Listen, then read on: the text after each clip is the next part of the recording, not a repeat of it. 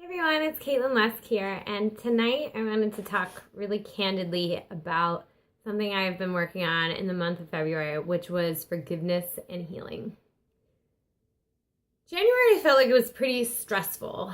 I had some things from a past relationship coming to the surface again, a lot of things that were bringing up a lot of anxiety in me and some angry feelings and just a lot of emotions. And it was just kind of a weird month. We had a death in the family. There were just a lot of things that kept coming up that just felt like I was getting beat down left and right by just things that were stressing me out.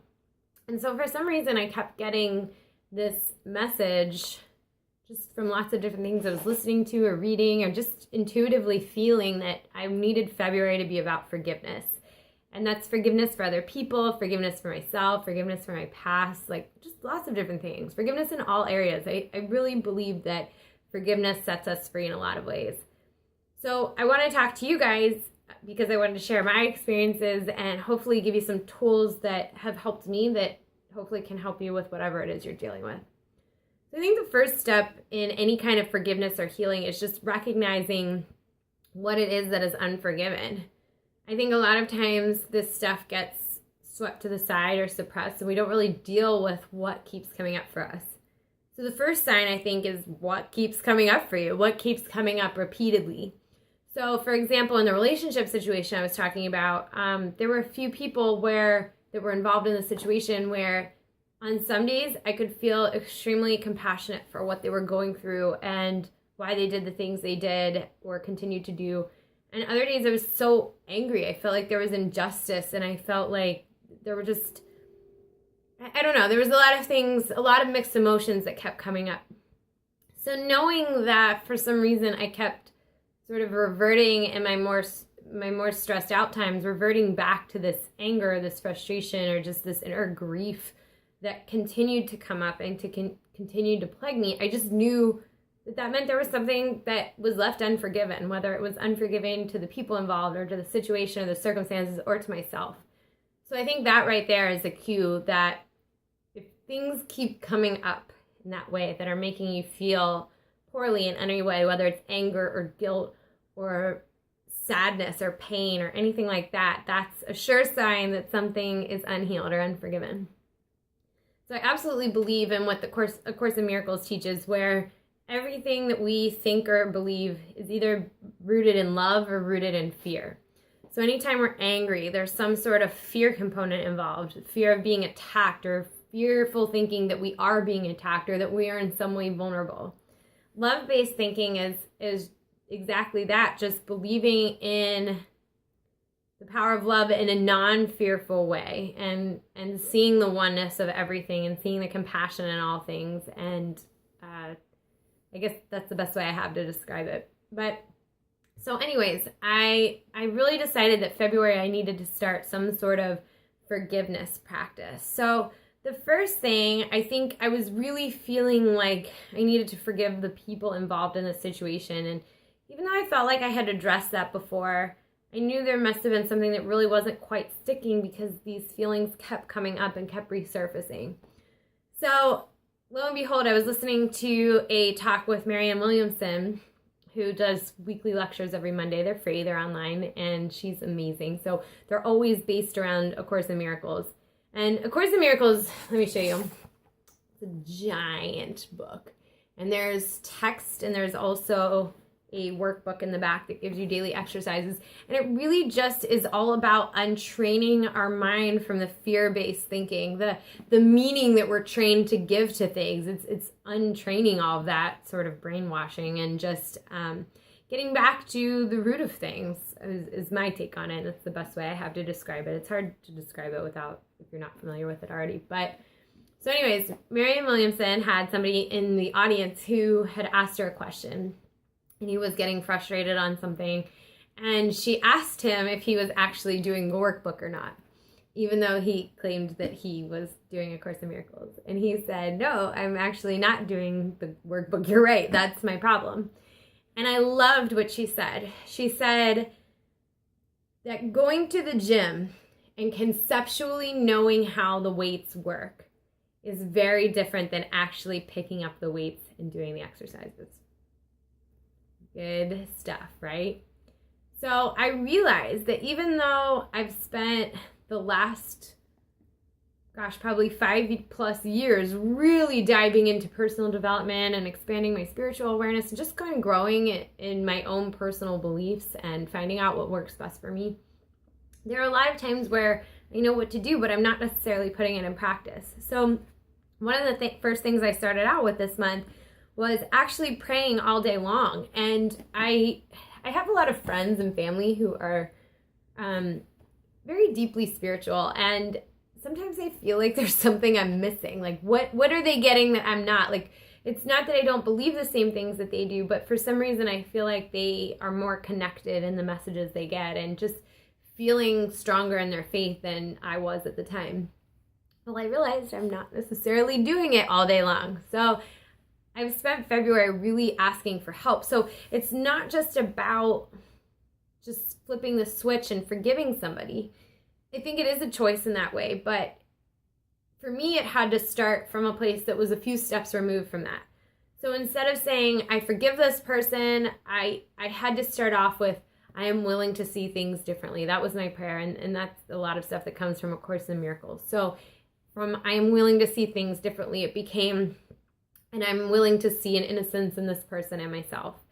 And from there, it evolved into prayers for forgiveness and prayers for my own forgiveness and finding that healing through reconnecting to that sort of shift. So to me, it's more about saying the words, because of course I can taper what I'm saying and my actions and control them in a way that I'm acting from what I believe is my highest place or my highest truth, or taking the high road as we typically call it. But if the feeling behind it is that I'm still angry at this person, or I'm still resentful, or I'm still judging them in some way, then that energy is still in the mix. So by being willing to even be open to the idea that I could at one day get to a point of forgiveness, that's where stuff starts to shift. And that's where the miracles happen. So what A Course in Miracles talks about is a miracle is truly just a shift in perspective. So one day it might seem like it would be impossible to ever feel okay with somebody that maybe that day you feel like you hate and you wish they would fall off the face of the planet, to thinking I could never feel love for that person or compassion for that person. I think I knew on a conceptual level that I believed in compassion for anybody, including people I was mad about. It's actually harder, I think, when it's somebody who has directly offended you in some way than it is to find forgiveness for in a more conceptual state for people that you see walking down the street, or people, maybe that aren't quite so in your face in terms of people that are, bringing some sort of offense towards you, or maybe that's what you feel at the time. So it was being willing to being open to the idea that I might feel differently. So I talk about this kind of concept a lot with my health and fitness clients, because you might be at a point where you feel like it would be impossible for me to ever wake up and want to work out. But be open to the idea that that feeling and that energy and that thought might change on its own. So I think oftentimes we think, oh, I'm always going to have to force it. So if I want to wake up and feel excited to work out, I have to literally tell myself when I wake out of bed, get out of bed, it's good for you, you have to do it. Where there's still that forceful energy. Open yourself to the idea that that might change itself one day. So there might be one day you wake up and you don't have to force anything. You are genuinely excited to get your workout in. So in the same way with forgiveness, for as hard as it can feel sometimes to feel like there's ever a possibility that you would forgive somebody or yourself about some situation, just be open to the idea that that thought itself may no longer exist one day. So by saying these prayers regularly and asking for help, and I always say to myself, just turn this over to God to transmute. Those are the things that when you repeatedly actually do it, like go to the gym and lift weights, as Marianne would say, don't just conceptually know how the weights work, but actually do it. So in the same way, actually saying all day long, I am willing to hand the situation over to God to transmute. I am willing to see things differently. I am willing to be open to the idea that maybe someday I could possibly forgive this person. So those kind of things are what start to shift. And then typically sooner than you think, you get to a point where you can say, okay, I am not only open to the possibility of forgiveness, but I can actually see that as a possibility in the future, in the near future. And that's when you start to work on a new level of forgiveness or whatever it might be. So I really just started doing this over and over again. And I also learned at the same time not to own any guilt for what I've done in my life. We've all made mistakes. And I think it's easy when it's ourselves, we can kind of see the innocence in that situation because we know the story. We know what we were coming from. We know our experiences that have led up to that point. So there could be a situation where multiple people come together and everybody thinks everybody else is wrong and you see the compassion for yourself. Well, keep in mind that's because you know your story. So I think it's good to keep in mind that everybody has a story and everybody is seeing their own innocence for what they felt coming into that situation. So reminding myself that it's not just me that can understand where I was coming from in certain situations, but each of these other people involved are feeling the same thing and they know where they're coming from and they feel justified in what they do. So in a way, we're all innocent, right? There's a lot of misunderstandings in this world and there's a lot of fear-based thinking, but on some level, we all did what we did because of the experiences we had and because that's what we knew at the time and we did the best we could. Personally, I don't think guilt does anything for us. And I don't make anybody feel better by placing guilt on myself.